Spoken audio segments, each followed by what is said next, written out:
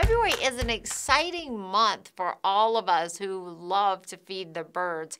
And let's start it off just by talking about that, and February being National Bird Feeding Month. So, Richard, tell us a little bit about that and how that came to be.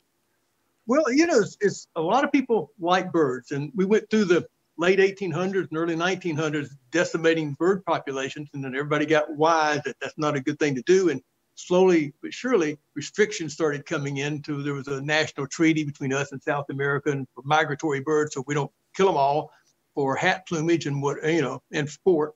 So the population started building up. So it's in that light, in that vein, I think it was 1994, one of our congressmen decided it'd be a good idea. I bet he liked birds. It would be a good idea to just introduce a month for birds, for wild birds. So it's National Bird Feeding Month is February. And that's a really good time to concentrate on feeding the birds. And why?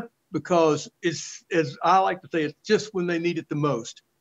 We feed them, it starts getting cold, we put out the seed. There's still a lot of natural food available, especially through the early fall into mid to late fall. Natural food's abundant for most birds, but they'll come to the feeders, of course, as supplementary feeding. But as you get further and further into the winter and head down toward the breeding season, which is going to start really late February and into March, it gets going good. And the food's running out. There's not a lot out there for them. So it's really an important time to feed the bird. So it's a great time for the government to step up and say, here's a month for bird feeding, and to put it on your mind. So yeah, look up National Bird Feeding Month, think about it, and just be aware that it is just when they need it the most. Be sure your feeders are filled up and clean for all your little bird friends. Tell us some things that people can do for National Bird Feeding Month that just sort of raise awareness about bird feeding. Yeah, the day itself or the month itself brings awareness. If you pay attention to that, look up some things about it. But just think about like what we were just talking about. It is a hard time for birds. They have more trouble surviving in really late January, all through February and early March, because their natural foods are not plentiful anymore. It's harder and harder for them to find something to eat. So just keep that in mind. And along with keeping your feeders full consistently, if you can't fill it up all the way every day, if that's too much, fill it up halfway, but do it consistently. Don't let the feeder run out, because that disrupts their patterns. They love they're creatures of habit.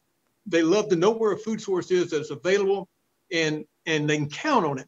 If they come a couple of times, there's no food there, they're not likely to come back for a while. They can't afford the energy to burn to go to someplace, some restaurant way down the road that's closed.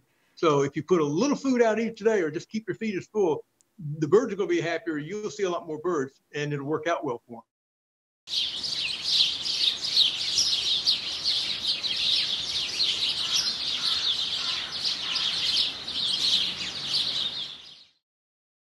Hello, this is Richard Cole. I want to thank each of you for watching, and I want you to subscribe to our YouTube channel, and don't forget to share it.